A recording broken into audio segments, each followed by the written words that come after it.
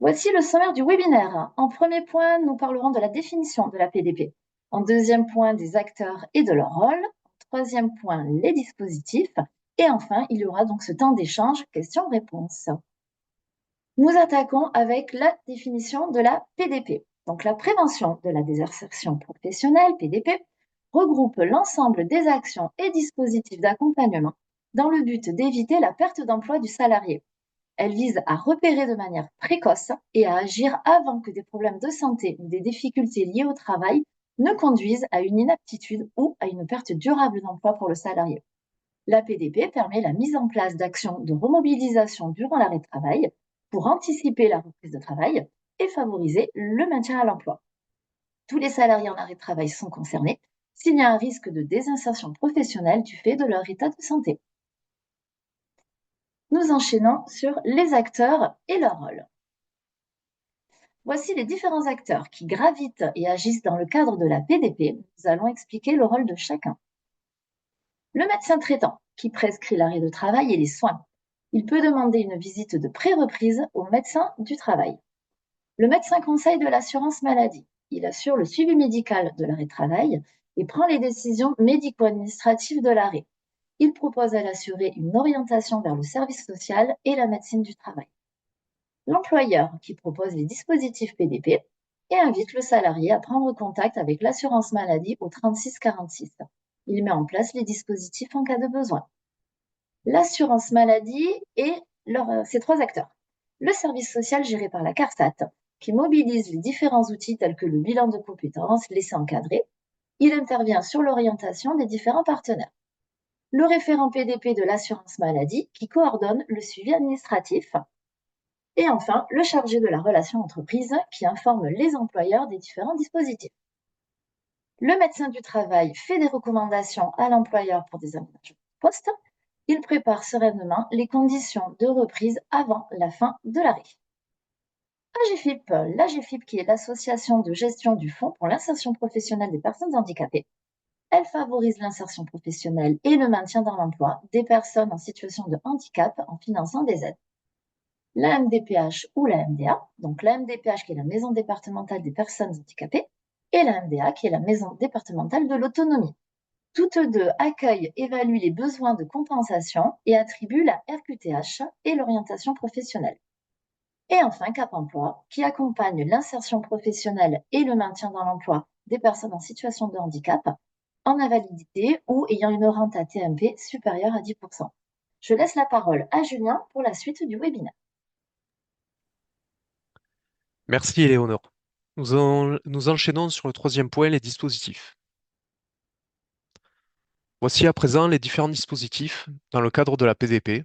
Nous allons les détailler un par un. Le rendez-vous de liaison est un temps d'échange non médical et facultatif proposé pendant un arrêt de travail de plus de 30 jours. L'objectif, c'est de maintenir le lien entre vous et le salarié pendant un arrêt de longue durée. Ce rendez-vous permet plusieurs choses. D'abord, d'informer le salarié sur ses droits et sur les dispositifs existants pour prévenir la désinsertion professionnelle. Ensuite, de présenter les possibilités d'aménagement du poste ou du temps de travail à son retour. Et enfin, d'évoquer l'organisation d'une visite de pré-reprise si cela semble nécessaire. Il s'adresse à tout salarié en arrêt de plus de 30 jours, qu'il s'agisse d'un arrêt continu ou de plusieurs arrêts courts successifs. Le rendez-vous peut être proposé par vous-même ou demandé par le salarié. Dans tous les cas, vous devez informer le salarié que ce dispositif existe. Si le salarié accepte ou le sollicite, une date doit être fixée dans un délai de 15 jours. L'entretien peut se faire en présentiel dans vos locaux ou à distance, par téléphone ou visioconférence. Vous devez toujours préciser l'objectif du rendez-vous au salarié. Il doit prévenir le service de prévention et de santé au travail au moins 8 jours avant le rendez-vous. Ce service peut intervenir de deux manières, soit en fournissant des informations sur les dispositifs d'accompagnement, soit en participant directement au rendez-vous si la situation le justifie. Le référent handicap peut également être associé avec l'accord du salarié. Le salarié peut refuser d'y participer sans impact sur sa situation professionnelle. Et enfin, si vous n'avez pas de contact direct avec la médecine du travail, le rendez-vous peut quand même être organisé dans le respect de ces règles.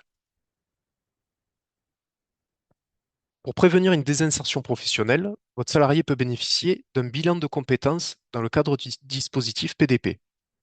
Ce bilan permet de faire le point sur ses compétences, ses aptitudes et ses motivations pour construire un projet professionnel ou une formation adaptée. Il comporte 3 phases obligatoires réalisées par un prestataire. La phase préliminaire permet d'analyser les besoins, choisir le format adapté et définir les modalités du bilan. La phase d'investigation pour construire ou valider le projet professionnel ou proposer des alternatives. Et enfin, la phase de conclusion qui permet l'appropriation des résultats, la planification des projets et la remise d'un document de synthèse. Les résultats sont strictement confidentiels et appartiennent aux salariés. Ils ne peuvent être communiqués à un tiers qu'avec son accord. La durée du bilan varie selon les besoins, jusqu'à 24 heures, et il est étalé sur plusieurs semaines ou mois pour permettre recul et réflexion. Il est possible de réaliser le bilan pendant un arrêt de travail sous certaines conditions. Le salarié doit obtenir l'accord du médecin traitant pour que la démarche ne nuise pas à sa santé. Il doit transmettre cet accord à sa caisse d'assurance maladie, de préférence par courrier recommandé avec accusé réception, en indiquant les dates du bilan précisées par le centre de formation. Et enfin, rédiger une demande écrite d'autorisation de formation sur papier libre. Le bilan peut être financé via le compte personnel de formation, par l'employeur ou à titre personnel. Les résultats restent confidentiels et appartiennent aux salariés. La validation des acquis de l'expérience, VAE, permet à vos salariés d'obtenir une certification professionnelle reconnue au répertoire national des certifications professionnelles, grâce à leur expérience. Pour y accéder, ils doivent justifier d'au moins 1 an d'expérience, soit 1607 heures. Cette expérience doit être en lien direct avec la certification visée. Les périodes de formation ne peuvent représenter plus de la moitié des activités retenues. Un accompagnement peut être sollicité auprès de l'organisme certificateur pour préparer le dossier et l'entretien avec le jury. Le financement est possible via le compte personnel de formation, CPF, l'employeur, l'OPCO, opérateur de compétences. C'est un organisme qui aide les entreprises à mettre en œuvre toutes leurs obligations en matière de formation professionnelle, ou le conseil régional. Les salariés, y compris agents publics, peuvent demander un congé VAE jusqu'à 24 heures, préparer ou passer la validation. Un salarié en arrêt peut suivre une formation liée à sa VAE à condition d'obtenir l'accord écrit du médecin traitant et de transmettre cet accord à la caisse d'assurance maladie, de préférence à recommander. La caisse d'assurance maladie vérifie que la durée de formation est compatible avec l'arrêt. En cas de non-respect de la procédure, les indemnités journalières peuvent être suspendues. La visite de pré-reprise a pour but de faciliter le retour à l'emploi de votre salarié lorsqu'il est en arrêt de travail. Elle permet d'anticiper et d'adapter ce retour en tenant compte de son état de santé et de ses capacités. Concrètement, il s'agit d'un examen médical réalisé par le médecin du travail pendant l'arrêt. Cette visite peut être demandée par le salarié lui-même, par son médecin traitant ou par le médecin conseil, même si la date de reprise n'est pas encore fixée. À l'issue de cette visite, le médecin peut formuler des recommandations pour aménager le poste ou les horaires, ou proposer une reconversion professionnelle afin de favoriser le maintien dans l'emploi. Il s'appuie souvent sur une équipe pluridisciplinaire, incluant l'équipe du service de santé, l'assistance sociale de l'assurance maladie, un organisme de placement spécialisé, ou encore l'équipe de Comet France. Il est important de préciser que la visite de pré-reprise ne remplace pas la visite médicale de reprise, qui reste obligatoire dans les 8 jours, suivant le retour effectif du salarié. Le temps partiel thérapeutique permet à un salarié de reprendre progressivement son travail à temps réduit, sur son poste de travail initial ou sur un autre poste. À savoir qu'il peut être prescrit après un arrêt maladie ou d'emblée sans arrêt préalable. Ce dispositif facilite le retour à l'emploi tout en tenant compte de l'état de santé de la personne. Lorsque l'un de vos salariés reprend à temps partiel pour raison de santé, certaines démarches sont indispensables pour qu'il puisse continuer à percevoir une indemnité journalière de la part de l'assurance maladie. Vous devez notamment organiser une visite de reprise avec le médecin du travail, fournir une attestation précisant votre accord sur les conditions du temps partiel en indiquant la nature de l'emploi à temps partiel, travailler avec votre salarié pour définir les horaires en accord avec les prescriptions médicales et déclarer chaque mois à terme échu les salaires perçus et perdus via une attestation spécifique sur votre compte entreprise présent sur netentreprise.fr. L'essai encadré est un dispositif clé pour faciliter le retour à l'emploi d'un salarié en arrêt de travail. Il permet de tester pendant l'arrêt la capacité du salarié à reprendre son poste, à occuper un poste aménagé ou à envisager un nouveau poste, voire une reconversion professionnelle. Ce dispositif s'adresse aux salariés à risque de désinsertion professionnelle, quel que soit leur contrat ou leur statut d'arrêt. Sa mise en place nécessite l'accord de deux médecins, le médecin conseil de l'assurance maladie et le médecin traitant, ainsi qu'une visite médicale. Elle nécessite également l'accord du médecin du travail de l'entreprise et l'évaluation du projet par le service social géré par la CARSAT. L'essai encadré se déroule obligatoirement pendant l'arrêt de travail, dure jusqu'à 14 jours ouvrables, fractionnables et renouvelable une fois, pour une durée maximale de 28 jours. Il peut avoir lieu dans votre entreprise ou dans une autre. Le salarié reste indemnisé par l'assurance maladie et conserve son statut de salarié en arrêt. Pendant l'essai, un tuteur accompagne le salarié et plusieurs acteurs peuvent soutenir l'entreprise et le salarié dans ce processus. Médecin du travail, organisme de placement spécialisé, assistant social, etc. Enfin, en cas d'accident du travail, durant l'essai, l'entreprise d'accueil doit effectuer des démarches spécifiques. Déclaration d'accident avec le code risque 85.3 HA et vérification que l'assurance multirisque professionnelle couvre le risque civil du salarié. La convention de rééducation professionnelle en entreprise, ou CRPE, aide un salarié en risque d'inaptitude à se réadapter à son poste ou à se former à un nouveau métier, que ce soit dans son entreprise ou ailleurs. Elle s'adresse aux salariés répondant à 4 conditions. Être sous contrat de travail, être en arrêt de travail, être indemnisé par l'assurance maladie et être déclaré inapte ou à risque d'inaptitude par le médecin du travail. Le médecin du travail vérifie l'aptitude au poste et propose des aménagements si nécessaire. La CRPE peut durer jusqu'à 18 mois. Le salarié reçoit le montant des indemnités journalières et un complément versé par l'employeur. C'est un cofinancement selon une répartition fixée par la convention. La CRPE peut s'effectuer dans l'entreprise initiale ou dans une autre entreprise. La convention est signée par le salarié, l'employeur et l'assurance maladie mettant fin à l'arrêt de travail. Si le salarié apprend un métier dans une autre entreprise, une convention de prêt de main-d'œuvre est signée entre vous et l'entreprise d'accueil. La CRPE se prépare pendant l'arrêt de travail et elle se met en place au terme de celui-ci. La CPM informe la DREST, Direction régionale de l'économie de l'emploi, du travail et des solidarités, de la signature de la CRPE. Vous pouvez être accompagné par le médecin du travail, l'organisme de placement spécialisé ou l'équipe Comet France. Le salarié peut être accompagné par un assistant social et l'assurance maladie. En cas d'arrêt maladie ou d'accident pendant la CRPE, la convention est suspendue durant l'arrêt de travail, sans que la durée de la CRPE ne soit modifiée. Enfin, le fonds d'investissement dans la prévention de l'usure professionnelle. L'objectif est de participer au financement de mesures individuelles d'aménagement, d'adaptation ou de transformation du poste d'un salarié. Vous devez vérifier votre éligibilité sur le simulateur disponible via le lien info Amélie. Il doit y avoir une demande pour un salarié pour l'ensemble des dépenses et elle est à effectuer via netentreprise.fr. Vous devez également vous rapprocher de votre médecin du travail pour déterminer les aménagements adéquats qui sont à préciser dans l'annexe 4. Pour justifier que votre salarié occupe un poste l'exposant aux facteurs de risque ergonomique, vous devez faire une attestation.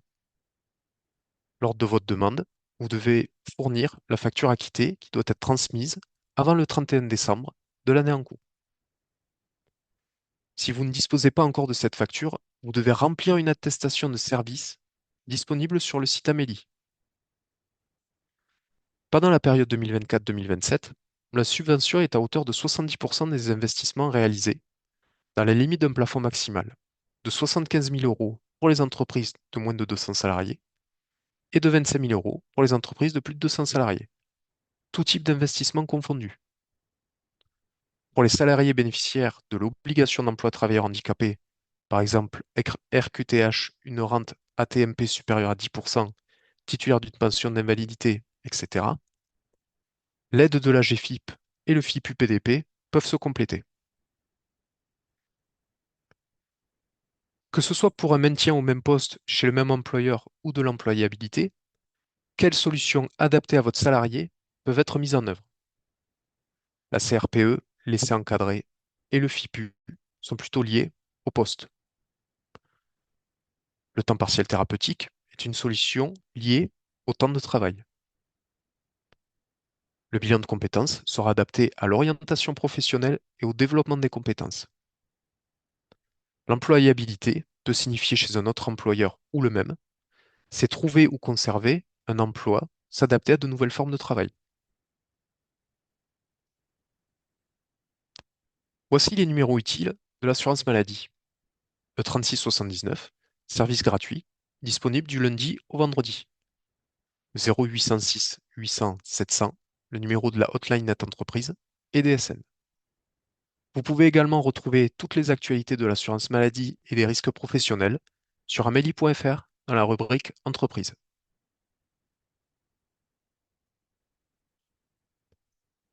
Dans le guide qui vous sera transmis à l'issue du webinaire, deux diapositives supplémentaires expliquent les missions des acteurs. C'est en quelque sorte la boîte à outils. Je vais vous les présenter très brièvement. Donc, le médecin traitant, le médecin conseil, le médecin du travail, l'assurance maladie au travers du service social de la CARSAT, du référent PDP de la CPM et du chargé de la relation entreprise de la CPM, l'organisme de placement spécialisé, par exemple Cap Emploi, Comet France, la GFIP et la MDPH. Donc je laisse la parole maintenant à Éléonore. Nous arrivons à la fin de ce webinaire. Avant de poursuivre avec le temps d'échange sur les questions-réponses, vous avez un rapide sondage à l'écran qui s'affiche. Voilà, je vous laisse quelques instants pour y répondre, afin que vous puissiez répondre si vous souhaitez un rendez-vous personnalisé sur cette thématique du jour, la PDP. Et nous allons enchaîner sur les questions-réponses. Alors, on va reprendre les questions. Caroline, Nathalie, c'est à vous. Alors, on nous demande, y a-t-il un maximum de durée pour le temps partiel, s'il vous plaît? Alors, je vous propose de répondre à cette question. En fait, c'est une très bonne question déjà.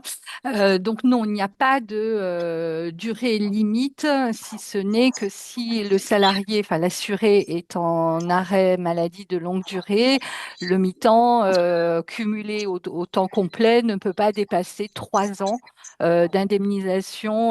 Voilà, ça c'est réglementaire. C'est le maximum pour une pathologie en durée d'arrêt de travail. Néanmoins, voilà, j'imagine que c'est le sens de votre question. Un temps partiel thérapeutique prescrit a pour but d'accompagner une reprise à temps complet, une reprise à l'emploi. Donc, en général, il ne faut pas trop qu'il dure parce que sinon, il habitue le salarié aussi, enfin l'assuré, à travailler à temps partiel et c'est voilà, le but, c'est de faciliter une reprise à temps plein et non pas d'habituer la personne à être à temps partiel. Donc, sans répondre de façon très claire et très ferme, en général, la durée moyenne des temps partiels thérapeutiques que nous recevons, c'est entre 4 et 6 mois. Voilà. Au-delà, c'est vraiment regardé de très près aussi par nos médecins conseils parce que le but est cette reprise à temps plein. Voilà. Et donc, parfois, un mois suffit aux salariés. En fait, ça dépend de son état de santé, de la durée de son arrêt de travail à temps complet. Mais voilà, sans qu'il y ait une norme, voilà, on va dire que la moyenne, elle est autour entre 4 et 6 mois sur la durée du temps partiel thérapeutique en fonction de l'état de santé de l'assuré. Voilà, Merci Caroline. espérant vous avoir éclairé. Question suivante. Un employeur demande s'il est obligé d'accepter un essai encadré. Oui, donc en fait, non, il n'y a pas d'obligation en fait expresse d'accepter un essai encadré.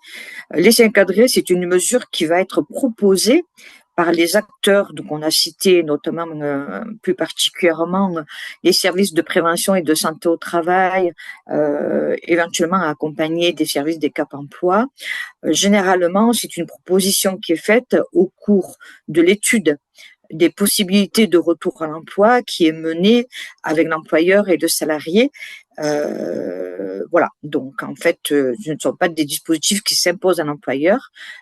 Par contre, ça peut être effectivement un outil important pour aider à évaluer justement la mise en œuvre de projets ou d'aménagement de postes de travail ou de changement de fonction qui nécessiterait la mise en place d'un temps de formation ou voire d'une reconversion externe à l'entreprise. Ok, très bien, merci Nathalie. Pouvez-vous justement, Nathalie, nous donner quelques exemples d'aménagements qui pourraient être financés par le FIPU? Alors, au niveau du FIPU, le Fonds d'intervention pour la prévention de l'usure professionnelle, déjà, il est important de préciser que ça ne s'adresse pas pour tous les salariés, mais exclusivement aux salariés qui sont exposés à ce qu'on appelle des risques dits ergonomiques, c'est-à-dire des salariés qui sont confrontés à des postures pénibles notamment, qui peuvent engendrer des troubles musculo-squelettiques. Voilà. Dans le FIPU en général, il y a plusieurs catégories d'aides, notamment donc une aide en lien avec la PDP, qui est une aide sur ce qu'on appelle l'aménagement des postes de travail. Donc, c'est une aide au financement d'aménagement matériel du poste de travail, et ça peut concerner tout type d'aménagement matériel, sous condition que ces aménagements soient bien préconisés et validés par le médecin du travail, donc auquel l'entreprise est rattachée. D'accord, très bien. Toujours justement une question concernant le FIPU, une question qui provient d'une collectivité qui demande si du coup ça peut être efficace aussi pour des agents et pas forcément des salariés du secteur privé. Alors, je présume qu'en parlant d'agents, on fait référence au secteur public. Effectivement, alors là, le FIPU tel qu'on le présente, c'est une mesure qui ne concerne que les salariés relevant du régime général, en fait. Donc, il y avait des projets, effectivement, pour les agents de la fonction publique. Par contre, je ne pourrais pas vous répondre en l'état sur l'existence, on va dire, de l'équivalent du FIPU secteur privé pour le secteur public. Ces dispositifs, de manière générale, sont-ils adaptés aux petites entreprises? Alors, l'ensemble des dispositifs qui ont été évoqués, que ce soit les dispositifs spécifiques de l'assurance maladie comme les dispositifs de droit commun, s'adaptent à tout type d'entreprise, quelle que soit leur taille, en fait. D'accord. Un employeur demande comment est financé le bilan de compétences. Alors, il peut y avoir plusieurs modalités de financement des bilans de compétences. Donc, généralement, on part du principe que le salarié est un salarié de droit commun. Donc, on va utiliser les dispositifs de droit commun qui sont relatifs à la formation professionnelle continue. Donc, on va y trouver le fameux CPF, le compte personnel de formation, qui peut donc financer un bilan de compétences réalisé à titre individuel, mais on peut aussi financer le bilan de compétences sur le plan de développement des compétences de l'entreprise notamment. Ok, très bien. Voilà. Par contre, il faut savoir que depuis cette année, on pouvait bénéficier jusque-là d'un complément de financement éventuellement par l'intermédiaire de la GFIP si la personne se trouve être bénéficiaire d'obligations d'emploi. Pour cette année, la GFIP a donc été amenée à revoir ses modalités de financement et ne finance plus, il faut savoir que la GFIP ne finance plus les dispositifs de formation. La GFIP va financer les aménagements nécessaires pour réaliser une formation, mais par contre ne participe pas au financement du coût même de la formation. Très bien. Concernant le rendez-vous de liaison, alors, doit-il être systématiquement proposé par l'employeur aux salariés qui seraient en arrêt de travail de plus de 30 jours? Et si oui, est-ce qu'il y a une procédure à respecter, une procédure particulière? Je peux peut-être répondre, éclairer sur cette question. Donc, le rendez-vous de liaison a été inscrit dans le Code du travail. C'est une possibilité, ce n'est pas une obligation. Donc voilà, ça peut être proposé par l'employeur ou par le salarié lui-même au-delà d'un arrêt de travail qui dépasserait 30 jours. Donc, ce n'est pas à proposer systématiquement. Et en même temps, quels sont les intérêts communs en fait, hein, côté employeur, l'intérêt est d'échanger sur les perspectives de reprise, sur une potentielle nécessité d'adaptation ou de réorientation ou de reconversion. Et ça permet de garder le contact avec le salarié au bout d'un certain temps en fonction de l'acceptation du salarié lui-même, hein. Ça, c'est si la démarche vient de l'employeur. Ça peut être le salarié qui demande ce rendez-vous pour justement lui-même faire part de ses intentions, de l'évolution de son état de santé et de ses perspectives de reprise. Donc, c'est d'un commun accord, c'est pas une obligatoire et l'initiative peut venir soit du salarié lui-même, soit de l'employeur. C'est une proposition de rendez-vous. Pour répondre à la deuxième question, donc, est-ce qu'il y a une procédure particulière? Alors oui, tout à fait, hein, elle est prévue, on le disait tout à l'heure, il y a une obligation de prévenir le médecin du travail 8 jours avant la réalisation de ce rendez-vous, comme quoi il va y avoir ce rendez-vous de liaison, pour que le médecin du travail soit au courant et puisse lui-même proposer, si nécessaire, un rendez-vous de pré-reprise ou même à l'initiative du salarié s'il souhaite voir le médecin du travail en parallèle du rendez-vous de liaison avec vos services RH ou avec les personnes qui s'occupent du suivi des salariés en arrêt de travail. Donc voilà, c'est en termes de procédure, mais dans tous les cas, c'est de proposer ce rendez-vous au salarié et puis d'accepter qu'il ait le droit de dire non. S'il ne souhaite pas, si c'est trop tôt au regard de l'évolution de son état de santé, c'est une proposition. On peut le proposer plusieurs fois et c'est d'un commun accord, donc ce rendez-vous a lieu. Voilà, et c'est à cette occasion, si le salarié est d'accord, où vous pouvez, en tant qu'employeur aussi, lui parler de tous ces dispositifs hein, qui existent, qui sont potentiellement activables pour accompagner le retour à l'emploi potentiel de ce salarié. Voilà, Merci j'espère avoir Caroline. été claire. Alors, question suivante par rapport au temps partiel thérapeutique. Qui fixe le nombre d'heures et la répartition quotidienne des heures? Alors, je peux peut-être répondre aussi là-dessus. En fait, c'est le médecin du travail qui, quelque part, va apporter une recommandation sur les horaires adaptés à l'état de santé et aux possibilités du salarié. En fait, le médecin traitant prescrit le temps partiel thérapeutique, mais le médecin traitant ne précise pas les horaires, l'aménagement.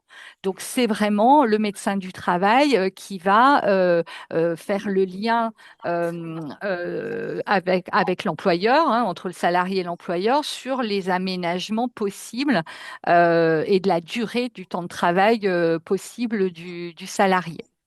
Voilà. En tous les cas, c'est pareil, à un moment donné, c'est aussi d'un commun accord, mais si la préconisation médicale est qu'il ne travaille pas plus de 18 heures, bah, ce ne sera pas plus de 18 heures. Après, c'est aussi une négociation et surtout un aménagement en fonction des possibilités du salarié et qui correspondent aux besoins aussi de l'entreprise. Mais il faut en discuter. Mais ça n'empêche que le temps partiel est prescrit et que le médecin du travail va émettre des recommandations spécifiques. Très bien. Une question supplémentaire, de façon générale, comment un employeur peut intégrer la prévention de la désinsertion professionnelle dans ses pratiques RH? Alors, effectivement, l'employeur peut, avec l'appui de ses ressources internes et également le concours des partenaires externes les plus dédiés à ces problématiques de maintien à l'emploi, que sont les services de prévention et de santé au travail, et également notamment les services des Cap Emploi, les employeurs peuvent effectivement mettre en place une démarche donc PDP dans l'entreprise, en ayant une démarche à la fois de repérage des situations pouvant relever de ces problématiques-là. Donc là, aujourd'hui, le webinaire est vraiment centré sur la PDP concernant les salariés qui se trouvent en arrêt de travail, mais dans les préconisations qui s'est faites notamment par les pouvoirs publics, on engage les entreprises à agir en amont de l'arrêt de travail, puisqu'il peut y avoir des facteurs d'alerte, des problématiques à venir, et donc il est toujours important de pouvoir agir toujours en amont de l'arrêt de travail pour se préparer au mieux à accompagner le salarié dans soit l'aménagement de son poste, soit le changement de fonction, voire une reconversion complètement externe, si tel devait être le cas. Voilà. Donc, pour vous aider, vous avez à votre disposition votre service de prévention et de santé au travail, qui depuis donc la réforme du 2 août 2021 ont mis en place donc obligatoirement au sein de leur service ce qu'on appelle une équipe pluridisciplinaire, une cellule PDP, dont le rôle est d'apporter donc appui et conseil auprès des entreprises et des salariés sur ces problématiques-là. Merci Nathalie. Question suivante. Au bout de combien de temps d'arrêt continu ou discontinu, le médecin conseil rencontre-t-il les salariés en arrêt? Alors, concernant cette question, donc c'est aléatoire parce que ça dépend des pathologies. Sachez, dans ce que je peux vous communiquer en termes d'informations sur le suivi des médecins conseils des arrêts de travail, c'est qu'ils sont vus régulièrement. Alors, pas à chaque arrêt, mais il y a des temps réguliers de points de situation en fonction des pathologies, en fonction des éventuelles convocations, des éventuels échanges que les médecins conseils peuvent avoir avec le salarié, l'assuré lui-même ou avec le médecin traitant, qui est également sollicité régulièrement pour savoir où on en est et quelles sont les perspectives sur la durée et la récupération du salarié qui est en arrêt de travail. Donc voilà, je ne peux pas vous donner la fréquence, les moments exacts parce que ça dépend vraiment des multiples pathologies qui sont derrière ces arrêts de travail-là, mais effectivement, ils sont suivis, surveillés régulièrement par le médecin conseil, enfin les médecins conseils des caisses primaires. Voilà. Question supplémentaire. Est-ce que le salarié peut décider lui-même de sa date de reprise à temps plein? Alors oui, j'ai envie de dire oui, il peut décider. Après, c'est vrai que s'il est suivi, s'il est dans un dispositif particulier, et c'est quand même mieux qu'il demande conseil à son médecin, parce que s'il a une prescription de temps partiel thérapeutique, c'est qu'il en a besoin. Donc s'il n'en a plus besoin, donc oui, ça peut être à son initiative. Il suffit qu'il vous en informe en tant qu'employeur de ses perspectives de reprise à temps plein. C'est pas obligatoire qu'il y ait une reprise qui est prescrite par le médecin traitant. C'est pas obligatoire, mais vous pouvez conseiller à votre salarié dans ce cadre-là, de quand même consulter pour s'assurer que tout va bien. Vous pouvez aussi lui proposer un rendez-vous à la médecine du travail pour s'assurer que tous les paramètres sont au vert pour une reprise à temps plein s'il n'a pas vu son médecin traitant préalablement. Ça, c'est aussi une façon de, voilà, de vous consolider et dans cette reprise à temps plein alors qu'il y a un temps partiel qui court encore. Donc, j'espère que c'était le sens de cette question, mais en tous les cas, c'est pas une obligation qu'il voit un médecin. Après, ça dépend le motif médical, ça dépend des risques que vous pouvez vous identifier aussi en tant qu'employeur sur le poste de travail. Donc, vous pouvez aussi solliciter le médecin du travail pour s'assurer qu'il n'y a pas de contre-indication à cette reprise à temps plein. Oui, alors moi, effectivement, Caroline, j'avais bien compris la question dans ce sens-là. Et d'ailleurs, elle a été complétée depuis. Oui. Si toutefois le médecin n'a pas fait de précision sur la durée de temps de travail en temps partiel, est-ce que le salarié peut en décider? Alors, sur la durée de la prescription de temps partiel thérapeutique, elle est forcément indiquée, hein. Il n'y a pas de temps partiel. Le pourcentage de travail. Le pourcentage de travail, donc ça, c'est, comme je le disais tout à l'heure, ça a été, comment dire, verrouillé par le médecin du travail, cette partie-là. Donc, si le salarié souhaite augmenter son temps ou le diminuer, si ça ne va pas fort, c'est bien sûr, je pense, la meilleure option, c'est de le refaire passer par le médecin du travail pour valider que, et médicalement et dans l'adaptation à son poste de travail, que ses souhaits, c'est pas juste le souhait du salarié, il faut aussi, là, pour le coup, sur l'adaptation du temps de travail, c'est la médecine du travail qui pourra valider ou non la demande du salarié. Un employeur se questionne, est-ce qu'un employeur peut refuser les recommandations du médecin du travail? Pardon, j'ai ri.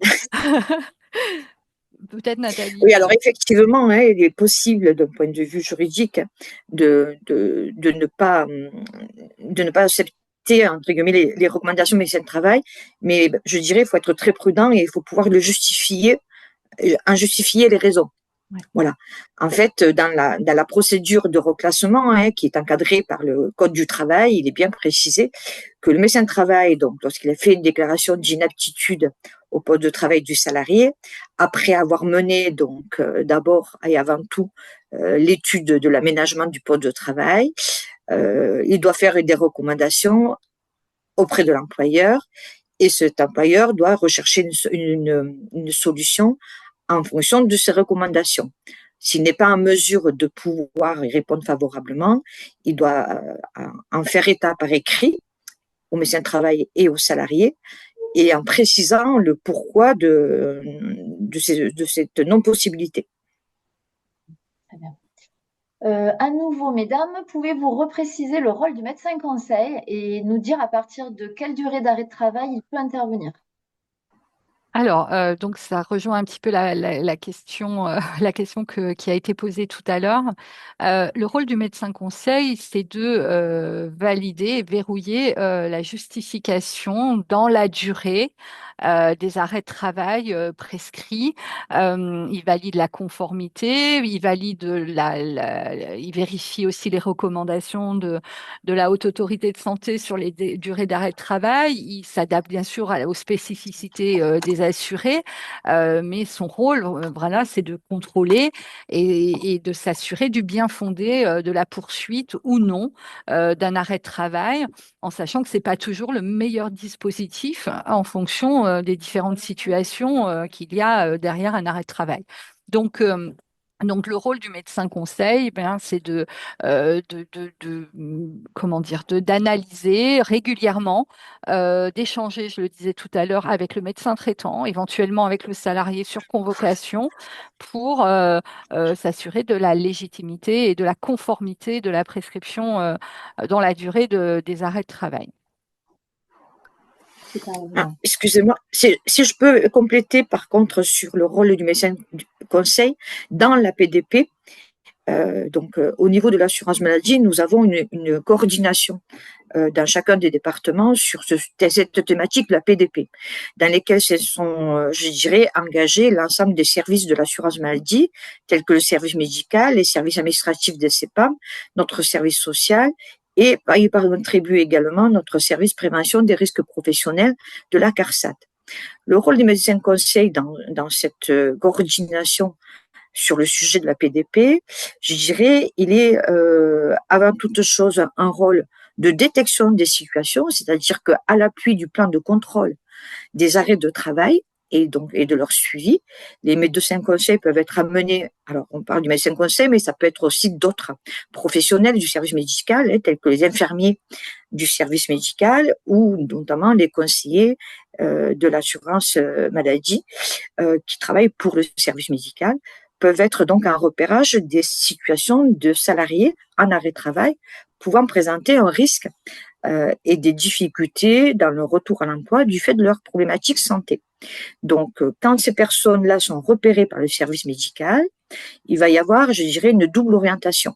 Une orientation vers le service de santé au travail du salarié pour le déclenchement de la fameuse visite de pré-reprise qui a été évoquée dans les dispositifs, et également une orientation vers le service social de l'assurance maladie que je représente pour que notre service puisse aider les salariés et les accompagner dans les différentes démarches de préparation au retour à l'emploi.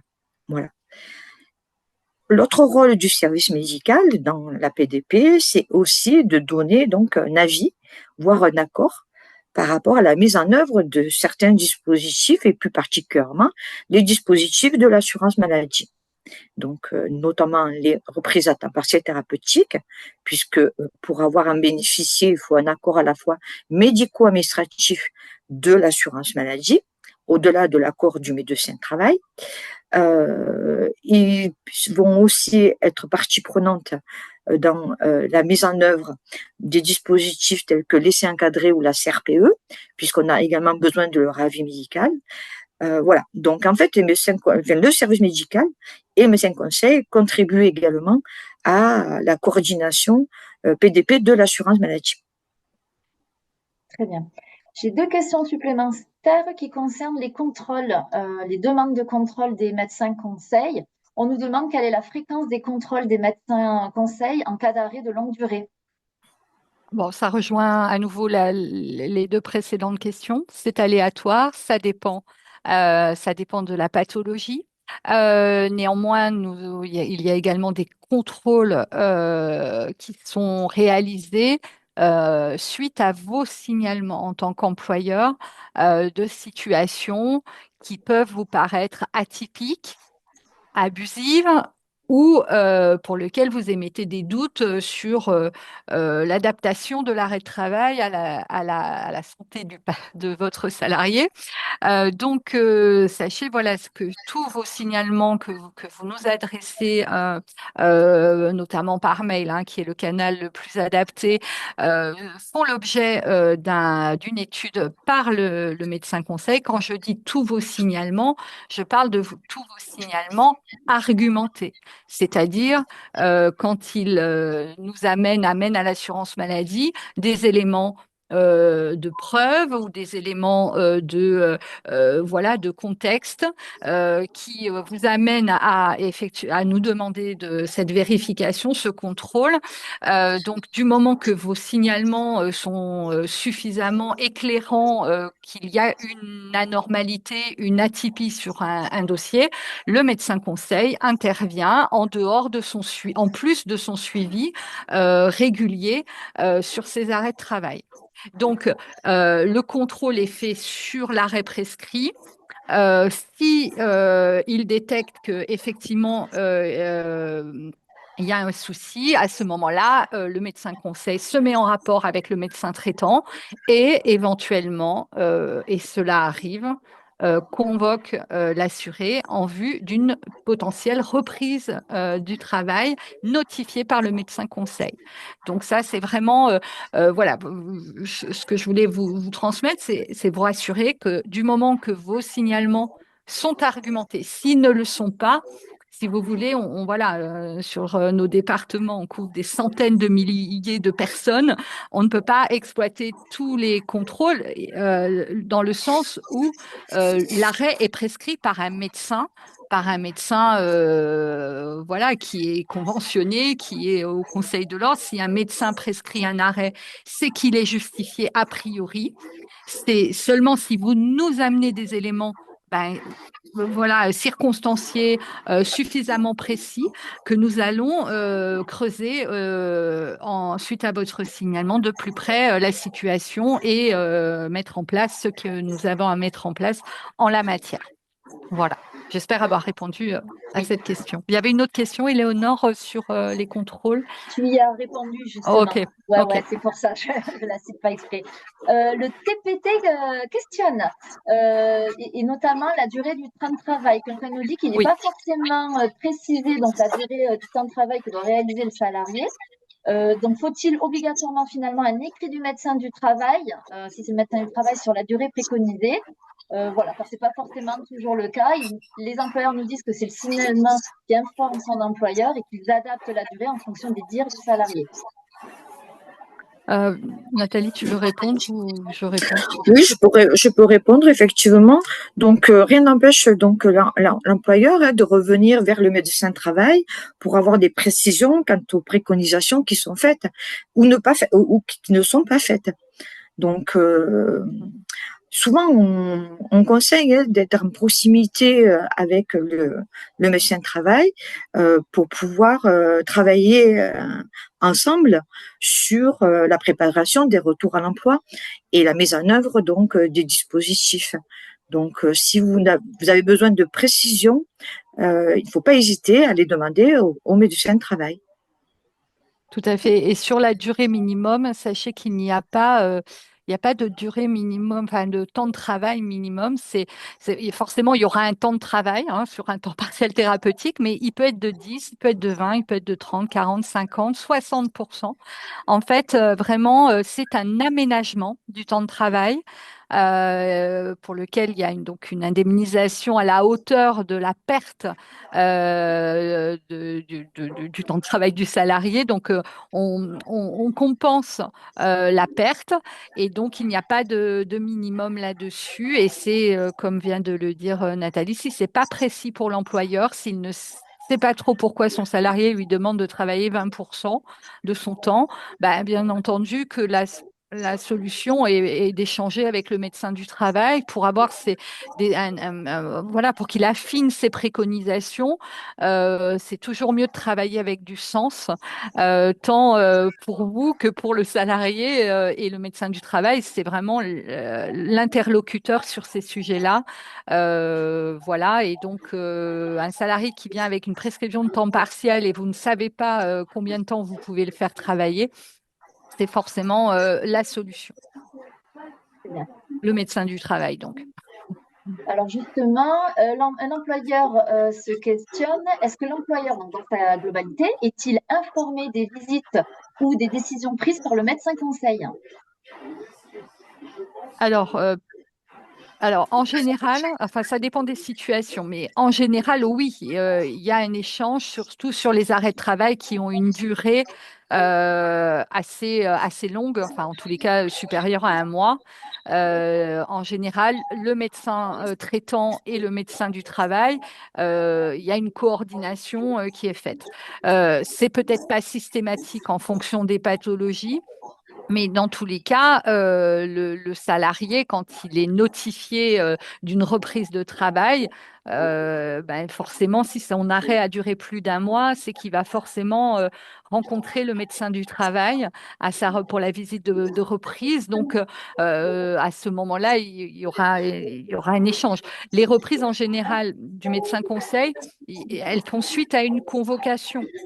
Donc le salarié, il sait pourquoi il doit reprendre le travail. Donc l'échange peut être fait à ce moment-là avec le médecin du travail. Donc je dirais que c'est pas systématique, mais c'est assez fréquent. Très bien. Question suivante concernant la CRPE. Peut-elle être utilisée pour engager une formation dans le cadre d'une reconversion professionnelle? Et la CEPAM participe via les indemnités journalières et qui finance l'organisme de formation. Oui. Donc, Alors, on a un petit bruit pour la CRPE, en effet, il y a un petit bruit audio, je ne sais pas de qui ça provient.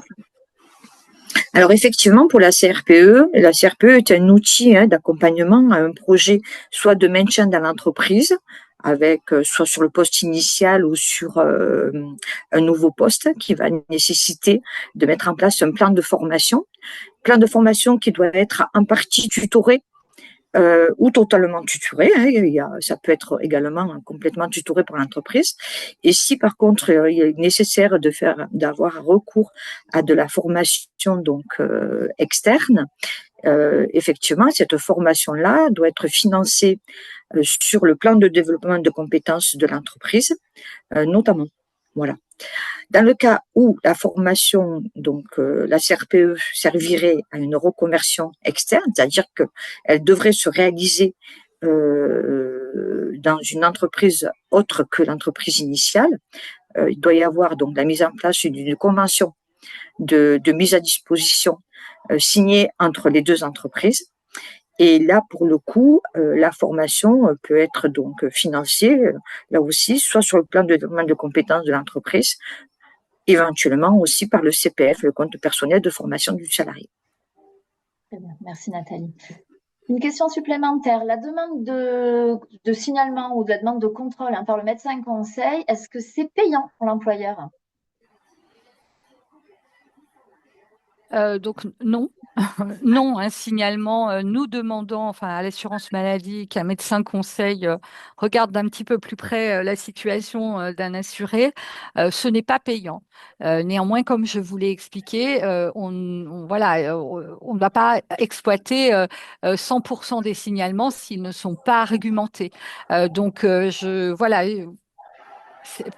parallèle de ça, effectivement, vous avez la possibilité en tant qu'employeur de mandater un médecin expert, spécifique, dédié au contrôle des salariés, notamment au contrôle de présence au domicile et qui peut être amené à faire une consultation du patient de l'assuré pour s'assurer que son arrêt est justifié.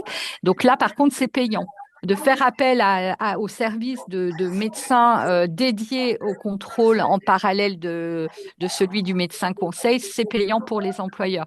Et de mémoire, je crois savoir que la liste des médecins qui sont mis à disposition pour ce type de contrôle est disponible auprès du Conseil de l'Ordre des médecins. Et donc, il y a une liste de médecins mandatés pour les demandes de contrôle employeur. Merci Caroline. Et justement, peux-tu nous préciser dans le cas où la demande de contrôle n'aboutirait pas, est-ce que l'employeur est mis au courant? Non, il n'y a jamais un retour qui est fait à l'employeur parce que, si vous voulez, en tant qu'employeur, vous n'êtes pas donneur d'ordre au niveau du médecin conseil et d'ailleurs, personne ne l'est. Là, vraiment, on est dans le domaine médical, on est dans le regard que va porter les éléments du dossier médical. Et donc, tout ça, c'est des éléments pour lesquels on ne fait pas de retour aux employeurs. Mais sachez que vos signalements argumentés sont exploités. Après, voilà, un médecin conseil peut décider que l'arrêt est tout à fait valable et toujours justifié, et donc il n'y aura pas de notification à l'assuré. Il y a seulement dans le cas où il identifie une atypie, une anomalie, où là, il va convoquer l'assuré et lui émettre des recommandations ou identifier une reprise de travail à notifier. Voilà. Je rassure tous les employeurs qui vous demandent effectivement comment et sur quelle adresse mail on peut procéder à ces demandes de contrôle. Alors, il y a déjà un article sur ce sujet où vous retrouvez l'adresse mail pour chaque département. Donc, c'est un article d'amélie.fr. N'ayez crainte, dans tous les supports qu'on va vous transmettre, on répondra bien à votre question. Et à un autre moment, on a demandé aussi les coordonnées du service social. Alors, Nathalie, peut-être les avez-vous, sinon pareil, on les mettra par écrit, ne vous inquiétez pas, on répondra à toutes les questions. Pour notre service, le service social de l'assurance maladie est un service aux assurés exclusivement.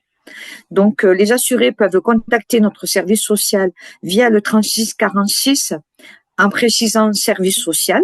Donc, ils sont basculés sur la plateforme spécifique du service social et en fonction de leur domiciliation, un rendez-vous peut être donc proposé avec une de nos assistantes sociales, en fait. Voilà. Très bien. Eh bien, écoutez, nous Excuse-moi, il y a un autre moyen aussi de contacter le service social, j'ai oublié, excusez-moi, c'est de passer aussi par son compte Amélie. Donc, chaque personne qui a un compte Amélie peut aussi demander un rendez-vous par l'intermédiaire de son compte. Très bien. Voilà, donc il est l'heure, le webinaire est à présent terminé. Les questions donc, auxquelles nous n'avons pas répondu, mais honnêtement, on a quasiment répondu à tout. On vous mettra tout par écrit de toute façon dans la foire aux questions. Et donc, d'ici quelques jours, nous vous enverrons un mail de suivi avec ce fameux FAQ, le lien replay et surtout le guide de cette présentation concernant la PDP qui sera à votre attention, donc vous, employeurs, mais aussi que vous pourrez transmettre à vos salariés. Voilà. Donc, nous vous remercions pour votre attention et nous vous souhaitons une très belle journée. Merci, bonne journée. Merci à tous, bonne journée. À bientôt. Merci à tout le monde et bonne journée.